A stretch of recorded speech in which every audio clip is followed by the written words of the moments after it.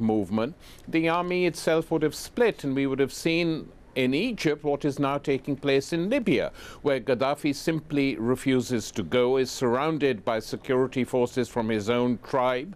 The bulk of the country is collapsing around him. The second largest city is under the control of Democrats, and people want him out. And if he was sensible, he would now resign and get out, but he doesn't do it.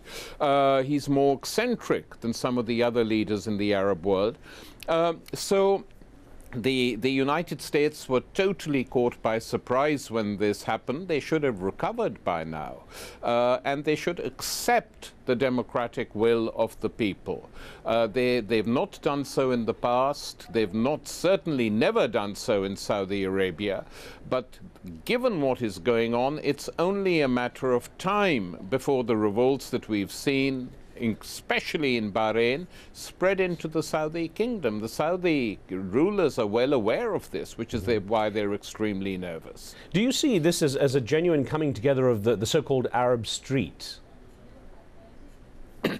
I think, Riz, it's not just the Arab street, though it is primarily that, the much mocked, much maligned, much derided Arab street, and people said the Arabs are dead, they're incapable of doing anything. Well, they've risen again, as they rose once before in the 60s and 70s, but they've risen this time in a totally different world, in a totally different context. The first wave of Arab nationalism, Nasser in Egypt, Qasem in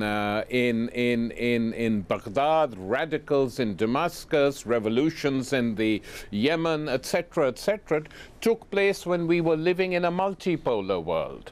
And so they could be more daring, more innovative, more bold in what they demanded. The democratic revolutions that we're witnessing today in the Arab world are taking place at a time when the United States is the dominant power, not just in the region, but in the world, certainly militarily and politically, if not economically. The Europeans completely follow American dictates all along the line. So in this situation, the insurgent masses cannot achieve what their forebears did. They have to operate in different circumstances, but so far they're doing it very well, and the demands they are making are impeccable. Democratic demands for democratic elections, democratic constitutions. And the West, in which democracy itself is hollowing out, because you have political parties running governments without any differences, no basic differences with each other, both in Europe and in North America, should actually be encouraged by this outburst, flowering of democracy in the Arab world. It's extremely positive and has a lot to teach the West.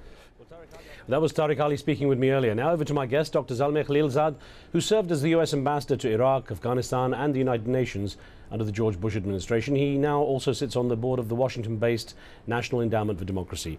Ambassador, it's good to have you on. The phone lines are now open. You can actually call in and speak with Ambassador Khalilzad as well if you want to. So I want to get some of your responses to what Tariq Ali was saying. He holds back no punches. But I have to ask you, were you surprised with the domino effect that's taken place and the speed with which it happened? Oh, absolutely. Although one is not surprised that the instability in the Arab world was going to lead to a reaction on the part of the people, because governments were repressive. The people were unhappy because of the economic circumstances, because of lack of political freedom, and they were being more educated and netted with each other and with the world, aware of what's going on around the world. So there was this revolutionary gap, state going one way, society in another, that something was going to happen. But the timing and the way it has happened and the way that it has spread has caught everyone by surprise. But hasn't it, Ambassador, in one real instance shown how the Arab world can create change by itself, and certainly much more cheaply, effectively, and without the US coming in guns blazing? Well, absolutely, of course, and this is very inspiring and very positive, because some of us who argued for democratization of the broader Middle East after 9/11, arguing that one of the reasons for why extremism and terror was being produced in some parts of the region was because of the dysfunctionality of the region, and one thing that was needed, that would be helpful, would be the democratization of the region. And there were people who were arguing, no, the Arabs do not want democracy, it's alien to them, they are not ready. And we would argue, people used to say that about Indians, they used to say that about the Japanese, about the Germans, that the Arabs were equally capable of ultimately producing democratic systems.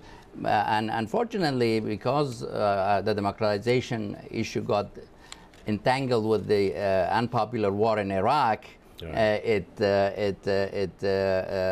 developed a negative aura about it. But now I think everyone has to agree that the people of this region are like people everywhere. Well, let me get a couple of calls in. First one, Mark in Canada. What would you like to add? Okay.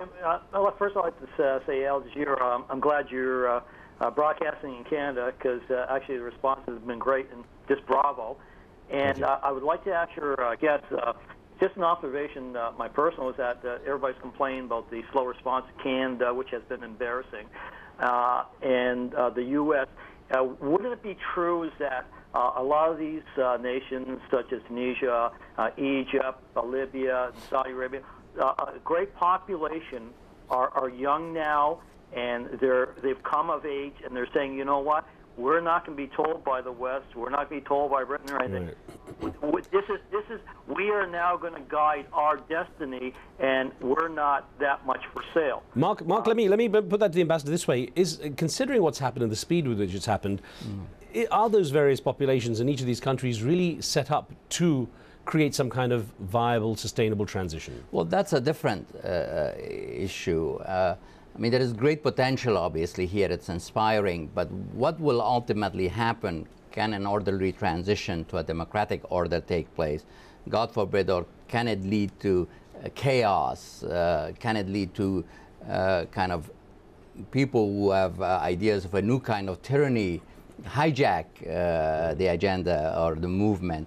And I think this is where the world also needs to focus on, how to assist, recognizing that the leverage that the West, the United States, has is limited, that this is really not under anyone's control, but whatever influence one has is to encourage a process that produces successful democratic entities and governments in the region. A delicate balancing act, though, isn't it? Not to go in and interfere, but to actually encourage them. Exactly, because there are places where the influence is greater. For example, the influence over Egyptian military that I think the United States exercised was very positive to urge restraint. Now we see with Libya, the U.S. did not have much of an influence in relation with the military, and there is a great danger is of fragmentation, of a continuing civil war, of potential division of the country.